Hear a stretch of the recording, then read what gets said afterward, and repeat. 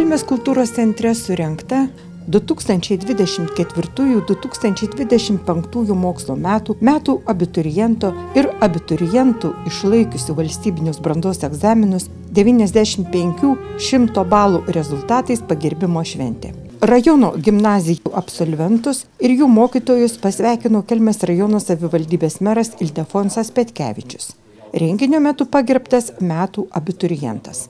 Kelmės rajono savivaldybės administracijos švietimo, kultūros ir sporto skyriaus vedėja Justina Zaleckienė informavo, jog Kelmės rajono savivaldybė šiemet gavo 2 pretendentų paraiškas į metų abituriento apdovanojimo nominaciją. Justina Zaleckienė paskelbė, jog 2024-2025 mokslo metų abituriento nominacija skirta Kelmės Jono Graičiūno gimnazijos absolventai Amirai Lindaitei.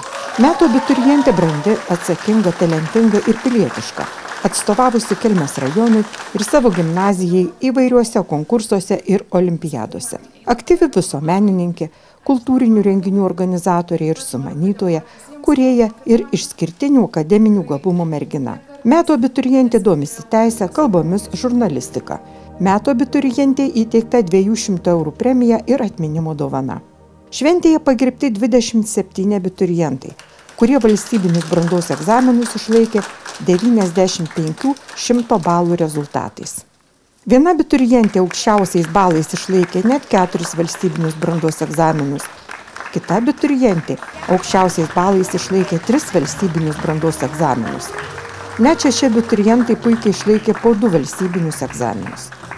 Šiemet Kelmės rajono švietimo įstaigose 95-100 balų rezultatu išlaikyta 40 valstybinių brandos egzaminų. Kartu su abiturientais pagerbti ir juos išugdė pedagogai. Abiturientus išlaikiusius valstybinius brandos egzaminus 95-100 balų rezultatais ugdė 21 pedagogas. Nuoširdžiausi sveikinimai ir padėka abiturientams, jų mokytojams ir tėveliams už darbą, už ryžtą, už pavyzdį, kuriuo tapote kitiems. Sėkmės jums visose gyvenimo keliuose. Ir visada atminkite, jūsų šaknys čia.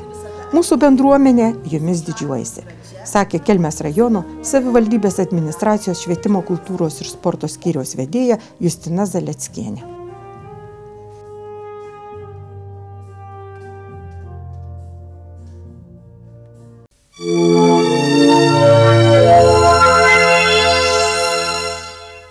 Pagryžuvio kaimo bendruomeniai šie metai ypatingi. Kaimas pirmąkart istoriniuose šaltiniuose paminėtas 1575-aisiais. Tad minima 450 metų sukaktis. Pagryžuvio bendruomenės pirmininkė Aldona Ancikevičienė sako, jog jubiliejus tai proga susitikti, švęsti ir didžiuotis savo krašto istoriją bei tradicijomis, pagerbti bendruomenės žmonės, padėkoti už nuveiktus prasmingus darbus gimtojo krašto ateičiai. Šventės laukiame, jai ruošiamės, o paminėti jubiliejinę datą kvietėme per tradicinę Pagryžuvio vasaros šventę. Švęskime kartu su onomis. Šventės vedėjas Marijus Budraitis priminė Pagryžuvio istoriją ir sveikinimo žodžius tarti kvietė renginio svečius. Šventėje dalyvavo ir Pagryžuvio bendruomenę sveikino Lietuvos Respublikos Seimo narys Kęstutis Bilius, kviesdamas saugoti garbingą Pagryžuvio istoriją, šio krašto kultūros paveldą, perdodant ją ateities kartoms. Už paramą ir prisidėjimą prie bendruomenės veiklos, geranoriškumą, palaikymą, pagalbą bendruomeniai tapti stipresniai ir aktyvesniai, padėkas Lietuvos Respublikos Seimo narys Kęstutis Bilius įteikė Nijolė Janutienei. Tokia pat padėka buvo skirta ir Matui Tučkui. Pagryžuvio bendruomenę su gimtadienio švente sveikino Lietuvos Respublikos Seimo narys Mantas Poškus, linkėdamas kūrybiškumo, ryžto, tvirtybės puoselėjant bendruomenę. Lietuvos Respublikos Seimo narys Mantas Poškus padėkos raštus už aktyvę bendruomenišką veiklą įteikė Irenai Zdanevičienei ir Renatai Zdanevičiūtei. O už prasmingą indėlį į bendruomenės edukacinę veiklą padėkos raštas skirtas Kristinai Krencieniai. Kelmės rajono savivaldybės vicemeras Tadas Kasparas pasidžiaugė bendruomenės gebėjimais burtis, tęsti ir kurti naujas tradicijas, siekti bendrų tikslų. Vicemeras Kelmės rajono mero Ildefonso Petkevičiaus padėkos raštus, pažymint Pagryžuvio 450 metų jubiliejų, įteikė Tytuvėnų kultūros centro Pagryžuvio skyriaus renginių organizatoriai Aldonai Incikevičienei. Už ilgametę savanorišką veiklą, pagalbą bendruomeniai ir jos renginiams mero padėkos raštai įteikti individualios įmonės savininkiai Daivai Barčieniai, uždarosios akcinės bendrovės Egrit Meda vadovui Egidijui Puidok. Mero padėkos raštas skirtas ir uždarosios akcinės bendrovės Idavank direktoriui Sauliui Leonavičiui. Pagryžuviškius sveikino Kelmės apylinkių seniūnas Valdas Ivanauskas, Tytuvėnų kultūros centro direktorius Simonas Kilius, Tytuvėnų švenčiausiosios mergelės Marijos Angelų karalienės bažnyčios klebonas Evaldas Alūza. Klebonas priminė Pagryžuvyje gyvenusių jėzuitų dvasinį palikimą, kurių veikloje buvo ir yra tikėjimo puoselėjimas, teisingumo siekis, dialogas su įvairiomis kultūromis, siekis būti drauge su atstumtaisiais, lydėti jaunimą ir rūpintis bendraisiais namais. Tad visiems jums linkiu būti Dievo žmonėmis, sakė Tytuvėnų klebonas Evaldas Alūza. Šventės metu pagerbtos onos. Oninės, vasaros derliaus prinokimo šventė, liaudyje dar vadinta Nokis, švenčiama Liepos 26-ąją. Oninės naujos duonos diena, nes iš šviežiai nuimto derliaus kepama duona. Ona vadinama duonos ponia. Minint Pagryžuvio 450-ąjį jubiliejų pagerbti aplinkiniuose kaimuose ne vieną dešimtmetį gyvenantys ir to kaimo tradicijas išlaikantys žmonės. Koncertą dovanojo Kėdainių liaudiškos muzikos kapela Vilainiai, vadovaujama Antano Mikalausko. Pagryžuvio dvaras pirmą kartą istoriniuose šaltiniuose paminėtas 16 amžiuje. Istorija liudija, jog 18 amžiaus pabaigoje Pagryžuvio dvaras priklausė didikams šemetoms. Suklestėjo dvaras 19 amžiaus pirmoje pusėje, kai jame įsikūrė turtingi Žemaitijos bajorai Pšecičevskiai. 1856 metais Jeronimas Pšecičevskis, Raseinių maršalkos Adomo sūnus, kreipėsi į žymų to meto architektą Fulgentą Rimgailą, kad šis pasirūpintų naujų ištaigingų rūmų statybomis. Architektūrologė Rasa Butvilaitės straipsnyje buvusi Pagryžuvio dvaro sodyba pastebėjo, kad 1859 metais iškilę rūmai vienas gražiausių Lietuvos romantizmo architektūros paminklų. Pagryžuvio dvaro rūmai turi ryškių klasicizmo ir baroko sąsajų. Iš pradžių pastatyti vieno aukšto, o antras aukštas statytas jau 20 amžiuje. 1878 metais Izidorius Riomeris išpirko po sukilimo uždraustą veiklai Pagryžuvio dvarą. Nuo to laiko iki 1922 metų žemės reformos dvaras perėjo per 5 Riomerių šeimos rankas. Per Pirmąjį pasaulinį karą atsidūręs ant fronto ribos, dvaras stipriai nukentėjo. Po karo apleistus nuniokotus rūmus perėmė ir naujam gyvenimui prikėlė tarpukariu Lietuvoje įsikūrė jėzuitai. Klestinčių jėzuitų gyvenimas suardė Antrasis pasaulinis karas ir sovietinė okupacija. 1951 metais Pagryžuvio dvare įsikūrė Respublikinę plaučių tuberkuliozės sanatoriją. 2020 metais dvaras buvo turto banko perduotas privačiam asmeniui. Dar senesnė Pagryžuvio istorija mena šalia esantis Pagryžuvio piliakalnis su gyvenviete. Gyventojų dar vadinamas Kalvinų kalnu, Pilies kalnu. Piliakalnis datuojamas 1 tūkstantmečio pabaiga, 2 tūkstantmečio pradžia.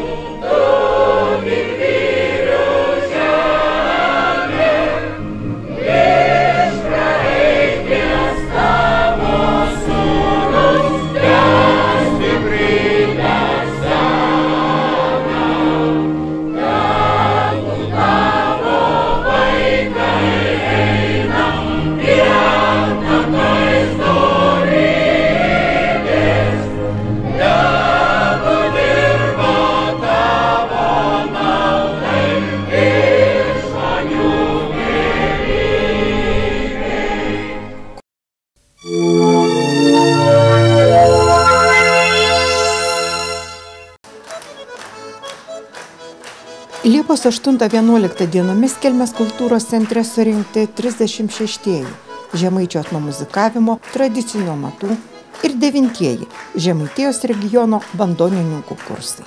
Darbas prasidėjo tradiciškai sugaudus Daudytei, pučiamai kursų piemenų instrumentų skyriaus mokytojo Arūno Stankaus.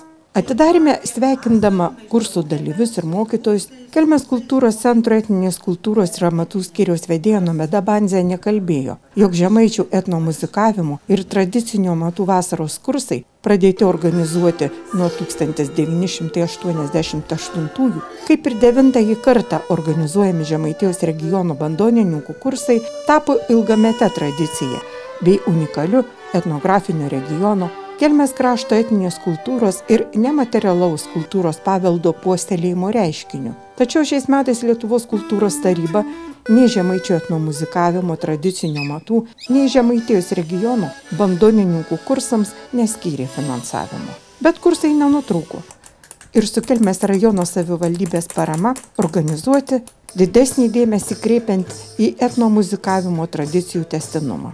Šiais metais kursų dalyviai galėjo mokytis 9 etnomuzikavimo ir 9 amatų skyriuose. Atidarėme Lietuvos muzikos ir teatro akademijos docentė, humanitarinių mokslų daktarė Gaila Kirdienė, žemaičių etnomuzikavimo ir tradicinio amatų kursų kuratorė, sakė, jog džiaugiasi visais kursų dalyviais, padedančiais išlaikyti tautinį tapatumą bei savimonę ir etnografinių regionų savitumą. Ir dėkoju kursų organizatoriams, kad ši ilgametė tradicija nenutrūko ir išlieka vienintelė Lietuvoje, gyvuojančia jau 36 metus. Sveikinimo žodį bandonijos muzikos garsais tarė Žemaitijos regiono bandonininkų kursų kuratorius, etnomuzikologas Arvydas Skirda. Kursų dalyvius ir mokytojus pasveikino Kelmės rajono meras Ildefonsas Petkevičius. Pasidžiaugęs, jog į kursus įsiliejo būrys svečių iš užsienio. Kelmės rajono savivaldybės administracija su partneriais Vengrijos miestu Hodmezovašarchėjumi ir Serbijos miesto Sokobanija pradėjo įgyvendinti tarptautinį miestų dvynių projektą, kurio pagrindinė idėja tradicinio amatų mainai. Projekto veiklos integruotos į Kelmės kultūros centro kasmet organizuojamas etnomuzikavimo ir tradicinio amatų vasaros kursų programos veiklas.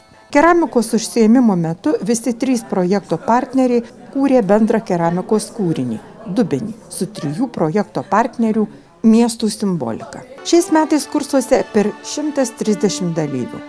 Smuikavimo mokė Lietuvos muzikos ir teatro akademijos docentė, humanitarinių mokslų daktarė Gaila Kirdienė, kankliavimo etnomuzikologė, humanitarinių mokslų daktarė Laura Lukenskienė. Bandoniją groti mokė etnomuzikologas Arvydas Skirda ir Eržvilko kultūros centro Vadžgirio skyriaus meno vadovė Lina Lukošienė.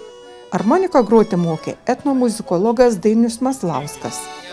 Žemaitiško dainavimo muzikos pedagogė Dainora Petrikienė. Su piemenų pučiamaisiais instrumentais supažindino muzikos pedagogas Arūnas Stankus. Apeiginio giedojimo mokė Kelmės kultūros centro Pakražančios skyriaus mėgėjų meno vadovė Danutė Nankaitė. Folk roko skyriuje dirbo kompozitorius, atlikėjas, muzikos pedagogas Jonas Chockevičius. Kankles gaminti mokė liaudies meistras Albertas Martinaitis. Lazdas drožti Mečislovas Ežerskis. Akmenį kalti meno kūrėjas Valdas Banza, tradicinės juvelyrikos Dovilė Norbutaitė, Kelmės kultūros centro specialistės Alma Meškienė, Irena Arlauskienė ir Madininskienė mokė keramikos, austi juostas, austi staklėmis, vyti juostas ir gaminti tautinio kostiumo galvos apdangalą rangę. Pirmąją kursų dieną surinktas susitikimas su liaudies meistru etninės kultūros puoselėtoju Albertu Martinaičiu. Kelmiškis šiuo metu gyvenantis Šiauliuose Albertas Martinaitis yra pagaminęs tūkstančius kanklių, įvairių muzikos instrumentų, folkloro ansambliams bei muzikantams.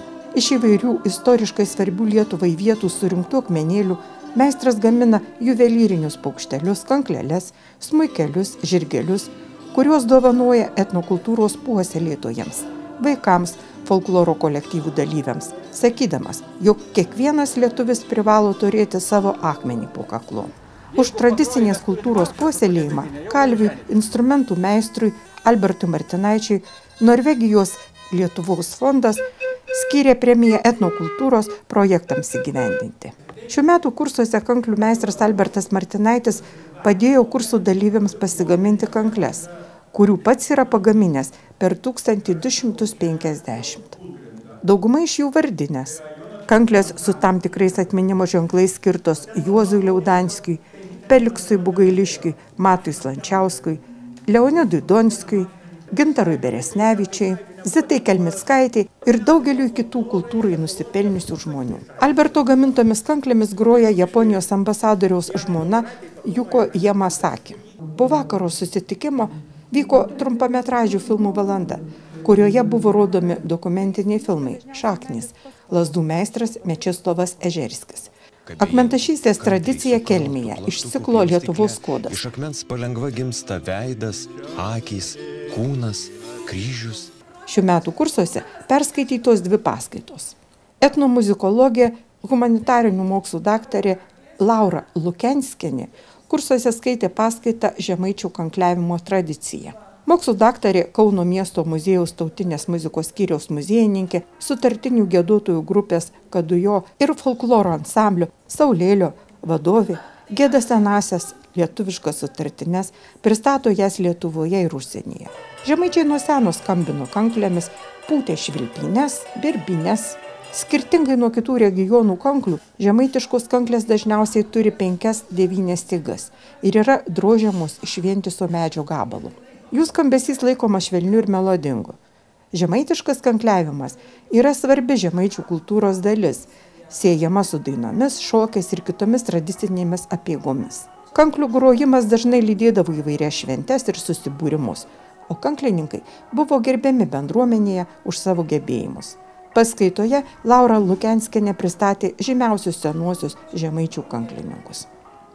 Lietuvos muzikos ir teatro akademijos vyresniosios mokslo darbuotojos docentės, humanitarinių mokslų daktarės Gailos Kirdienės paskaita Jono Gregaravičiaus šokių muzikos rinkinys nuo menueto iki suktinio, iki Čarlstono ir tango. Muzikologė pristatė savo pačios mokslo studiją 1930–1937 metų Jono Gregaravičiaus šokių rinkinys Senieji lietuvių tradicinės muzikos rankraščiai, kurią 2024 metais išleido Lietuvos muzikos ir teatro akademija. Leidinyje pirmą kartą skelbiamos 1930–1937 metų Jono Gregaravičiaus, gimusio 1912 metais Marijampolės apskrityje, rankraštinio tradicinių šokių muzikos rinkinio faksimilės.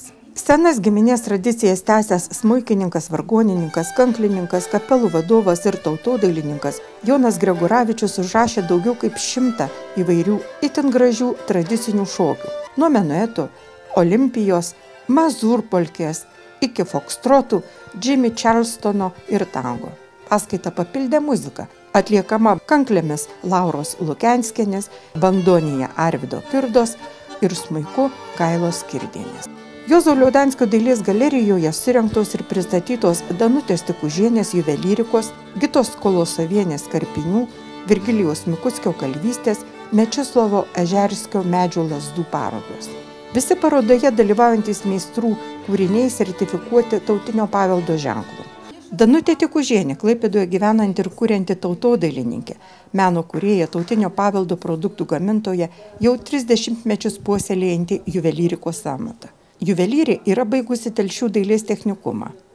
Juvelyrikos parodą ir jos autorė, pristatydama Kelmės kultūros centro tradicinio amatų koordinatorė Eugenija Buivydienė sakė, jog Danutės Tikužienės darbuose prabyla baltų mitologija, išlaikoma liaudies meno tradicijų tąsa, tačiau jaučiamas ir originalus požiūris į tautodailę, savitas braižas.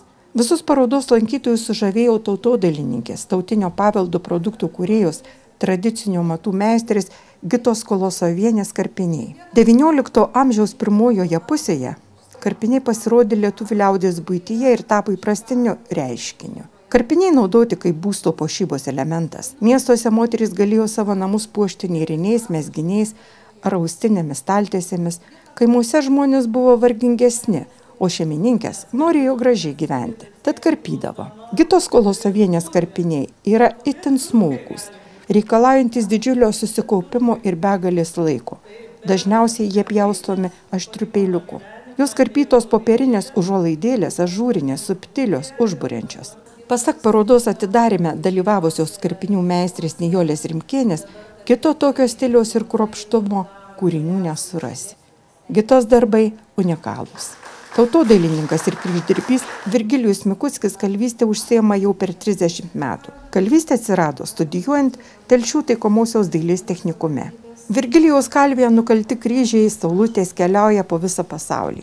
Virgilijus Mikuckis buvo paskelbtas Lietuvos kalvių kalviu, apdovanotas aukso vainiku. Mažai kiškis Virgilijus Mikuckis vienas garsiausių ir produktyviausių Lietuvos kalvių, kalviškosios kryždirbystės puoselėtojas. Pristatydama Mečislovo Ežerskio lazdų parodą, Kelmės kultūros centro tradicinio amatų koordinatorė Eugenija Buivydienė sakė, jog Kelmėje gyvenantis Mečislovas Ežerskis turi pridrožęs per 3700 lazdų. Kito tokio lazdų meistro Lietuvoje ir nesurasi. Ilgiausia Mečislovo padaryta lazda siekia 2 metrus, trumpiausia 15 cm. Įprasmina save tautodailininkas ne tik lazdose. Jo namuose vietą randa įvairaus dydžio gyvūnų ir paukščių skulptūros bei kiti medžio darbai. Mečislovas Ežerskis sako, jog lazdą išdrožti galima iš įvairiausių medžių.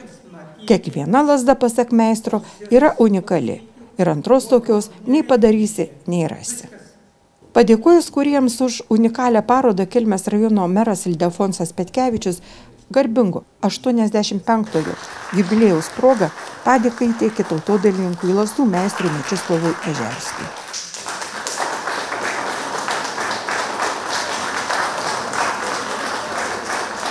Lietuvos Respublikos Seimo narys Kęstutis Bilius dėkojo parodos autoriams už liaudies meną, kūrybą, kuri yra neatsiejama etnokultūros dalis, atspindinti tautos dvasinį ir materialinį paveldą. Po parodų pristatymo surinktas Raseinių rajono kultūros centro tradicinės instrumentinės muzikos ansamblio Dubysa koncertas. Dubysos vadovas etnomuzikologas Dainius Maslauskas.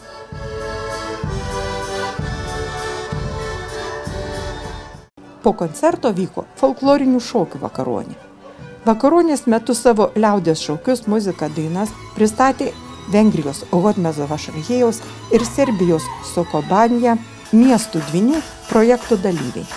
Kelmės kultūros centro direktorė Laima Lapinskienė dėkojo svečiams supažindinusiems su dalele savo gimtosios kultūros ir projekto vadoviai Kelmės rajono savivaldybės švietimo kultūros ir sporto skyriaus vyriausiai specialistai Ramunei Piniauskaitei perdavė keramikos užsiėmimo metu projekto partnerių sukurtą bendrą keramikos kūrinį.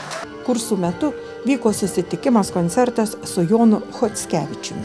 Jonas Chockevičius – kompozitorius, pedagogas, kanklių meistras, virš 20 metų dirbantis Lietuvos muzikinėje scenoje, susitikimo vakaro metu kanklėmis atliko savo autorines ir lietuvių liaudies dainas.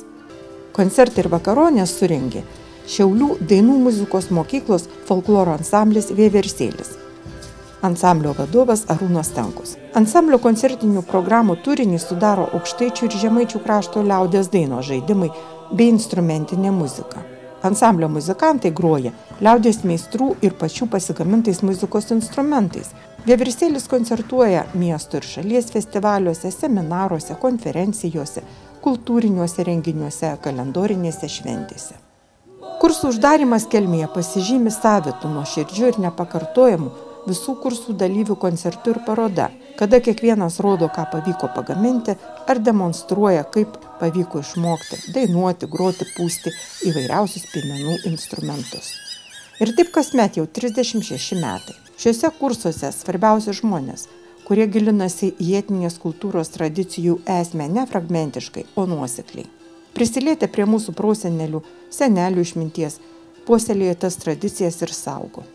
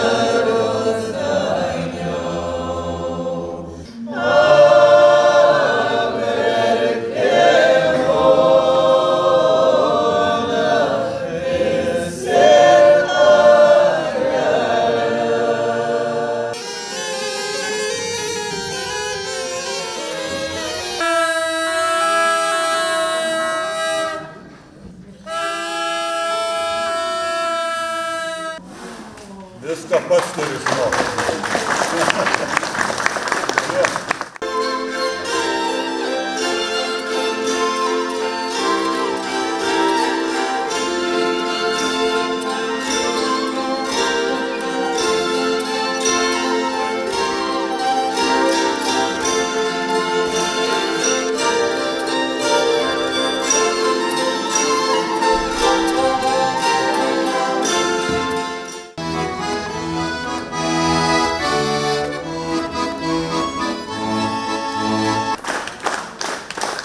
Uždarėme 36-ųjų tradicinio matų kursų organizatorė ir vadovė, Kelmės kultūros centro etninės kultūros ir tradicinio matų skyriaus vedėja Nomeda Banzienė sakė, jog širdis džiaugiasi, stebint kaip etnomuzikavimo ir tradicinio matų mokosi kursuose dalyvaujančios šeimos. Tada aiškiai pajunti ir supranti, jog darbas atliktas organizuojant kurso veiklas turi išliekamąją vertę. Kelmės vasaros kursai yra ilgiausiai ir pastoviausiai veikiantys per visą Lietuvos etninės muzikos ir etninės kultūros gaivinimo istoriją. 9-ųjų Žemaitijos regiono bandonininkų kursų organizatorius ir vadovas, Kelmės kultūros centro etninės kultūros tradicinio matų skyriaus folkloristas Osvaldas Gerbenis sakė, jog bandonininkų kursai, gyvuojantys 9 metus, Žemaitijoje vieninteliai. Tad turime visomis pastangomis išsaugoti gyvąją tradiciją, nes tik taip neprarasime tautinės tapatybės, savimonės ir perduosim ateičiai tą etninę kultūrą, kuri jungia savyje praeitį, dabartį ir ateitį. Kursų dalyviams ir mokytojams už tradicijų tąsą dėkojo Lietuvos Respublikos Seimo narys Kęstutis Bilius. Lietuvos muzikos ir teatro akademijos docentė, humanitarinių mokslų daktarė Gaila Kirdinė, Žemaičio etnomuzikavimo tradicinio matų kursų kuratorė, kursų uždarėme apibendrindama kursų darbą sakė, jog kursų dalyviai tarsi ambasadoriai, neš emocijas, patirtis į savo regionus, savo miestus ir savo kaimus, skleisdami žinią, kad kursai Kelmėje gyvi ir tai, prie ko buvo prisiliesta, panašiai kaip išmokus plaukti ar važiuoti dviračiu, pasilieka visam gyvenimui. Vienas pirmųjų Kelmės vasaros žemaičio etnomuzikavimo ir tradicinio matų kursų mokytojų, liaudies meistras, etninės kultūros puoselėtojas Albertas Martinaitis, lazdų meistro Mečislovo Ežerskio ir Drožta Krivulė, kaip pagarbą už išskirtinį etninės kultūros puoselėjimą ir vaikų mokymą groti bandoniją, skyrė Eržvelko kultūros centro Vadžgirio skyriaus meno vadoviai Linai Lukošienei. Ne 1 metus Kelmėje kursų metu mokančiai groti bandoniją tiek didelius, tiek mažus. Kelmės kultūros centro direktorė Laima Lapinskienė dėkojo kursų dalyviams ir mokytojams, kurių dėka Kelmės kursai gyvuoja jau 3/3 šimtmečio. Dėkoju kultūros centro specialistams už rūpestį ir nuoširdų darbą. Kursų uždarimą skelbė tradiciškai sugaudusi Daudytė.